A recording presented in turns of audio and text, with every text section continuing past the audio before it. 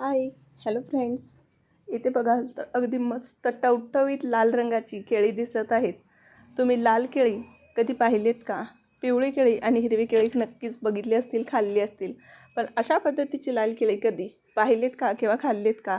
नक्कीच कमेंट करून सांगा.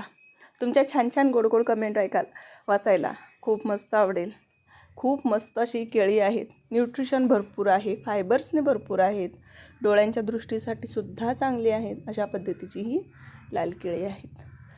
खूप मस्त अशी आलेली आहेत. तर ही विकत आणलेली केळी अजिबात नाही आहेत. आपल्या अंगणामध्ये ना 2 वर्षापूर्वी छोटंसं रोपटं लावलं होतं. त्याचा हा पहिलाच आलेला घड आहे.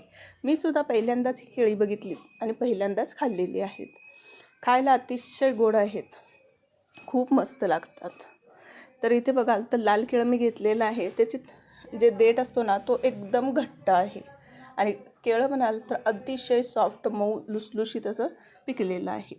वरतून अजिबात समजत नाही की हे पिकलेलं आहे की कच्चं आहे. अशा पद्धतीचा याचा कलर आहे. पण खरं सांगते खूप जास्त गोड आहे आणि जर कट केलं ना तर आतला भागसुद्धा अगदी थोडासा लालसर थोडासा आहे. अगदी हलकासा असा केशरी टाईप असा कलर आहे आतून. तर याची छानशी आपण ही स्मूदी बघणार आहोत. केळ्याची स्मूदी म्हणू शकता किंवा मग बनाना मिल्कशेकसुद्धा याला म्हणू शकता. पण अगदी झटपट तयार होतं आणि लहानांपासून मोठ्यांपर्यंत सर्वांनाच आवडेल अशा पद्धतीची ही रेसिपी आहे.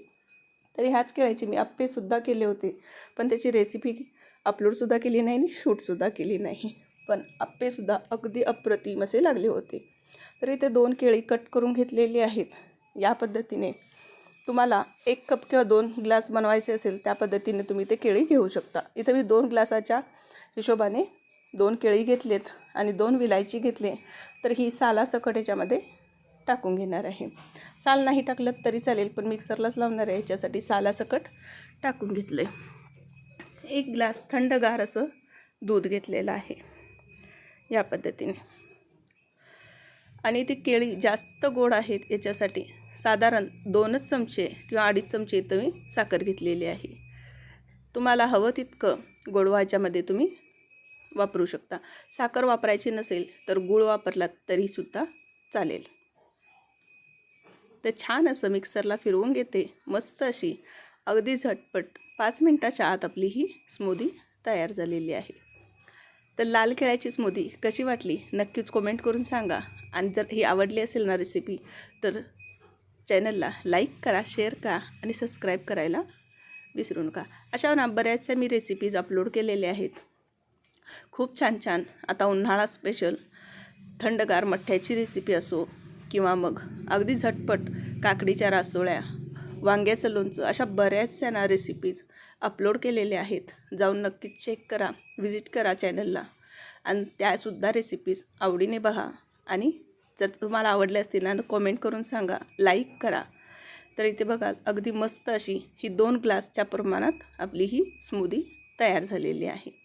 वरतून तुम्ही गार्निशिंग कशानेही करू शकता. अगदी छान ड्रायफ्रूट किसून घालू शकता किंवा मग मिक्सरलासुद्धा लावते वेळी 1-2 काजू बदाम, मुलं खात नसतील तर 1-2 काजू बदामसुद्धा याच्यासोबतच लावून देऊ शकता. अशा पद्धतीची ही आपली तयार आहे मस्त अशी लाल केळ्याची स्मूदी.